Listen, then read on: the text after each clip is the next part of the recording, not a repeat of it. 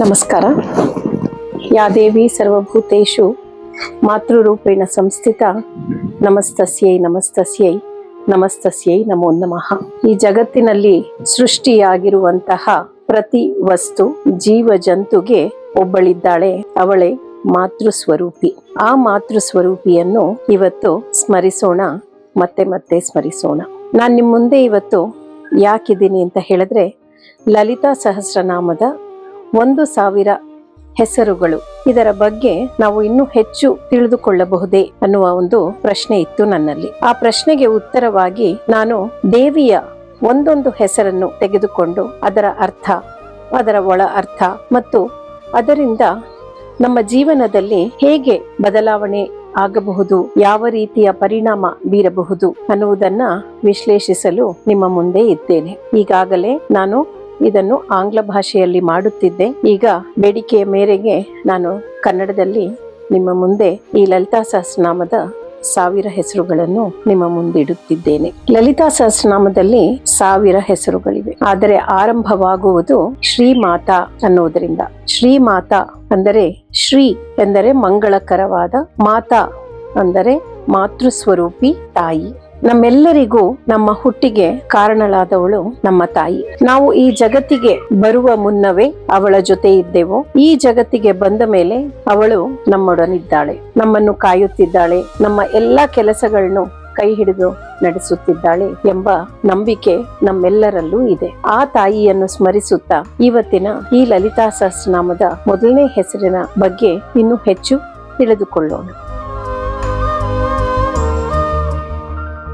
ನಮಗೆ ಯಾವುದೇ ಕಷ್ಟ, ನೋವು ಅಥವಾ ಹಿಂಸೆ ಆದಾಗ ನಾವು ಮೊದಲು ಕೂಗುವುದು ಅಮ್ಮ ಎಂದು. ಹಸುವಿನ ಕರುವು ಮೊದಲು ಅಂಬಾ ಎಂದು ಕರೆಯುತ್ತದೆ. ಅಂಬಾ ಎನ್ನುವುದು ಸಂಸ್ಕೃತದ ಅಮ್ಮ.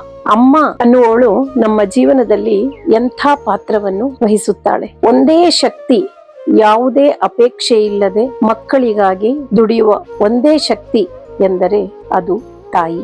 ಆ ತಾಯಿ ದೇವಿಯ ಸ್ವರೂಪಿ. ಸೃಷ್ಟಿಗೆ ಒಬ್ಬ ತಾಯಿ ಬೇಕು. ಶಿವ, ಬ್ರಹ್ಮ, ವಿಷ್ಣು ಈ ಎಲ್ಲರೂ ಈ ತಾಯಿಯನ್ನು ಮೊರೆ ಹೊಕ್ಕರು.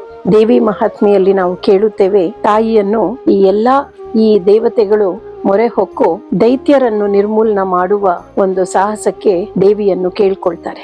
ಆಗ ಅವಳು ವಾತ್ಸಲ್ಯದಿಂದ ಈ ದೇವತೆಗಳನ್ನು ತನ್ನ ತೊಡೆಯ ಮೇಲೆ ಕುಳ್ಳರಿಸಿಕೊಂಡು ಅವರಿಗೆ ಮಕ್ಕಳಂತೆ ಅವರನ್ನು ನೋಡಿಕೊಳ್ಳುತ್ತಾಳೆ. ಅಂಥ ದೇವತೆಗಳೇ ಈ ಶಕ್ತಿಯನ್ನು, ಈ ದೇವಿಯನ್ನು, ಈ ಸೃಷ್ಟಿಯ ತಾಯಿ ಎಂದು ನಂಬಿರುವಾಗ ನಮಗೆ ಅವಳೇ ಆಸರೆ ಇಲ್ಲವೇ? ಈ ಲಲಿತಾ ಸಹಸ್ರನಾಮದಲ್ಲಿ 1000 ಹೆಸರುಗಳಿರುವುದು ಮನಬಂದಂತಿಲ್ಲ. ಇದು ಒಂದು ನಿರ್ದಿಷ್ಟವಾದ ರಚನೆ. ಮತ್ತೆ ಈ ಲಲಿತಾ ಸಹಸ್ರನಾಮವನ್ನು ಯಾರು ರಚಿಸಿದ್ರು ಅಂತ ನಾವು ಯೋಚನೆ ಮಾಡಿದಾಗ, ಸಾಕ್ಷಾತ್ ತಾಯಿಯೇ 8 ವಾಗ್ದೇವಿಯರಿಗೆ ಈ ಒಂದು ಕೆಲಸವನ್ನು ಕೊಟ್ಟಳಂತೆ. ನೀವು ನನ್ನ ಬಗ್ಗೆ ಈ ಜಗತ್ತಿಗೆ ತಿಳಿಸಿಕೊಡುವಂತ ಹಾಡನ್ನು ಬರೆಯಬೇಕು ಎಂದು. ಹಾಗೆ ಈ 8 ವಾಗ್ದೇವಿಯರು ಈ ಲಲಿತಾ ಸಹಸ್ರನಾಮವನ್ನು ರಚಿಸಿದರು. ರಚನೆ ಯಾವ ಋಷಿಯಿಂದಲೂ ಆಗಿದ್ದಲ್ಲ, ಆದರೆ ಈ ರಚನೆ ಮುಂದೆ ವಿಷ್ಣುವಿನ ಅವತಾರವಾದ ಹಯಗ್ರೀವರು ಬ್ರಹ್ಮಾಂಡ ಪುರಾಣಕ್ಕೆ ತರುತ್ತಾರೆ.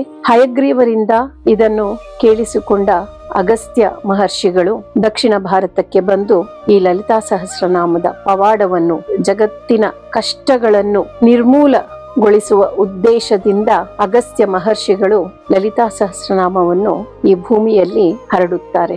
ಆದ್ದರಿಂದ ನಾವು ಈ ದೇವಿಯನ್ನು ನಂಬಿದರೆ ನಮ್ಮ ಬಾಳು ಒಂದು ರೀತಿಯಲ್ಲಿ ಅರ್ಥಪೂರ್ಣವಾಗುತ್ತದೆ ಮತ್ತು ನಮ್ಮನ್ನು ನಾವೇ ಅರಿಯುವ ಒಂದು ಶಕ್ತಿ ನಮ್ಮಲ್ಲಿ ಬೆಳೆಯುತ್ತದೆ. ಲಲಿತಾ ಸಹಸ್ರನಾಮವನ್ನು ರಹಸ್ಯ ವಿದ್ಯೆ ಎಂದೇ ಇಡಲಾಗಿತ್ತು ಅನೇಕ ವರ್ಷಗಳು. ರಹಸ್ಯ ವಿದ್ಯೆ ಎಂದರೆ ಇದು ಎಲ್ಲರಿಗೂ ಸುಲಲಿತವಾಗಿ, ಸುಲಭವಾಗಿ ಅರ್ಥ ಮಾಡಿಕೊಳ್ಳಲು ಆಗದೆ ಇರಬಹುದು. ಏಕೆಂದರೆ ಇದನ್ನು ನಾವು ಒಳಗಿನ ಪಯಣ, ನಮ್ಮೊಳಗೆ ನಾವೇ ಹೋದಾಗ ಈ ಲಲಿತಾ ಸಹಸ್ರನಾಮ ನಮಗೆ ಸುಲಭವಾಗಿ ಅರ್ಥವಾಗುತ್ತದೆ. ಹೊರ ಜಗತ್ತನ್ನು ನೋಡುತ್ತಿರುವ ನಮ್ಮೆಲ್ಲರಿಗೂ ಒಳ ಜಗತ್ತಿನ ಆಂತರಿಕ ಪಯಣ ನಡೆಸಿದಾಗ ಈ ಲಲಿತಾ ಸಹಸ್ರನಾಮ ನಮಗೆ ಹೆಚ್ಚು ಅರ್ಥಗರ್ಭಿತ ಎಂದೆನಿಸುವುದು ಸಹಜ. ಈ ಲಲಿತಾ ಸಹಸ್ರನಾಮದಲ್ಲಿ ಬರುವ ಹೆಸರುಗಳು ಒಂದು ರೀತಿಯಲ್ಲಿ ಜೋಡಿಸಲಾಗಿದೆ.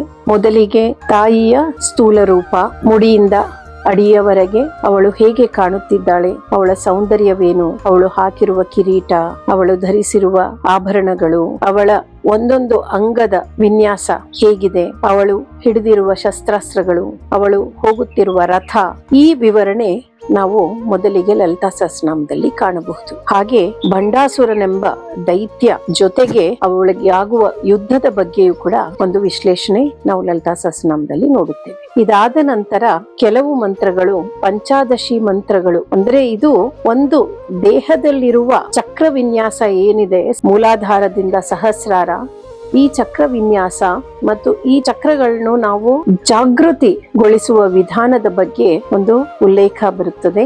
ಇದಾದ ನಂತರ ಲಲಿತೆಯ ಬ್ರಹ್ಮಾಂಡ ಸ್ವರೂಪ, ಅವಳ ತಾತ್ವಿಕ ಸ್ವರೂಪ, ಅವಳ ತಾಂತ್ರಿಕತೆ, ತಂತ್ರವಿದ್ಯೆ. ಸೊ ಶ್ರೀವಿದ್ಯಾ ಪದ್ಧತಿಯಲ್ಲಿ ಬರುವ ತಂತ್ರವಿದ್ಯೆಯು ಕೂಡ ಲಲಿತಾ ಸಹಸ್ರನಾಮದಲ್ಲಿ ಅಡಕವಾಗಿದೆ. ಇದಾದ ನಂತರ ಭಕ್ತಿ ಭಾವ, ಲಲಿತೆಯ ಬಗ್ಗೆ ನಾವು ನಮ್ಮನ್ನು ನಾವೇ ಅವಳ ಶರಣಾರ್ಥಿಗಳಾಗಿ ಅವಳಿಗೆ ಸಮರ್ಪಿಸಿಕೊಳ್ಳುವ ರೀತಿಯಲ್ಲಿ ಅವಳನ್ನು ತಾಯಿಯಾಗಿ ಕರುಣಾಮಯಿಯಾಗಿ ನೋಡುವ ಒಂದು ಭಾಗ ಬರುತ್ತದೆ. ಅದಾದ ನಂತರ ಈ ತಾತ್ವಿಕತೆಯ ಪರಾಕಾಷ್ಠೆ, ಅವಳ ಸ್ವರೂಪ ರಾಜರಾಜೇಶ್ವರಿಯಾಗಿ ಇರುವ ಅವಳ ಸ್ವರೂಪವನ್ನು ವರ್ಣಿಸುವುದು ಲಲಿತಾ ಸಹಸ್ರನಾಮದಲ್ಲಿ ನಾವು ಕಾಣಬಹುದು. ಆ ಕೊನೆಯ ಹೆಸರು ಲಲಿತಾಂಬಿಕಾ, ಇವಳು ಶಿವ ಶಕ್ತಿಯ ಸ್ವರೂಪಿಣಿ ಅನ್ನುವುದನ್ನು ಹೇಳಲಾಗಿದೆ. ಇದೇ ಮೊದಲ ಸಾಲು ನಾವು ಶಂಕರಾಚಾರ್ಯರು ರಚಿಸಿದ ಸೌಂದರ್ಯ ಲಹರಿಯಲ್ಲೂ ಕೂಡ ಕಾಣಬಹುದು. ಆದ್ದರಿಂದ ನನ್ನ ಈ ಪ್ರಯತ್ನ ಕೇವಲ ಲಲಿತಾ ಸಹಸ್ರನಾಮ ಮಾತ್ರವಲ್ಲದೆ,